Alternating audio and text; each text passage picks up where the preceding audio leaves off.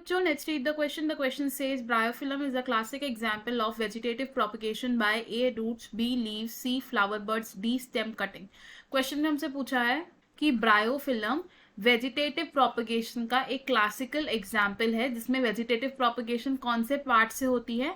हमारे पास 4 ऑप्शन है, हम इनमें से करेक्ट ऑप्शन को चूज करना है। तो सबसे पहले समझते हैं इस क्वेश्चन में हम की कॉन्सेप्ट को। तो इन दिस क्वेश्चन हमारा क्या की कॉन्सेप्ट यूज हो रहा है? Vegetative propagation. तो वेजिटेटिव प्रोपगेशन क्या होता है? वेजिटेटिव प्रोपगेशन होता है एक तरीके का asexual mode of reproduction. Vegetative propagation में रिप्रोडक्शन कैसे होती है? एक न्यू प्लांट की डेवलपमेंट होती है from a part of parent plant. क्या होता है इसमें? A new plant develops from a part of parent plant। और इस पार्ट ऑफ पेरेंट प्लांट को हम क्या कहते हैं? इन्हें हम कहते हैं वेजिटेटिव प्रोपग्यूट्स।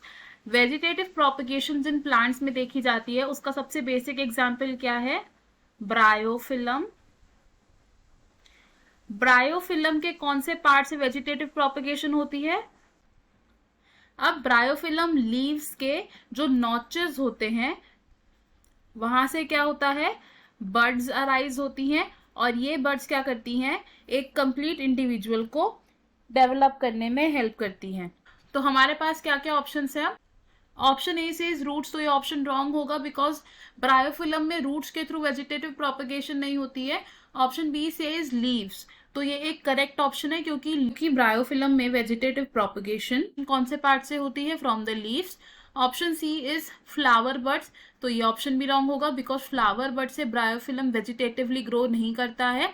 ऑप्शन डी से स्टेम कटिंग, ये ऑप्शन भी रॉन्ग होगा बिकॉज स्टेम कटिंग्स के थ्रू ब्रायोफिलम प्लांट में वेजिटेटिव प्रोपगेशन नहीं होती है। हमारा करेक्ट और फाइनल आंसर क्या होगा इस क्वेश्चन में? Then option B. I hope you understood it well. All the best. Thank you.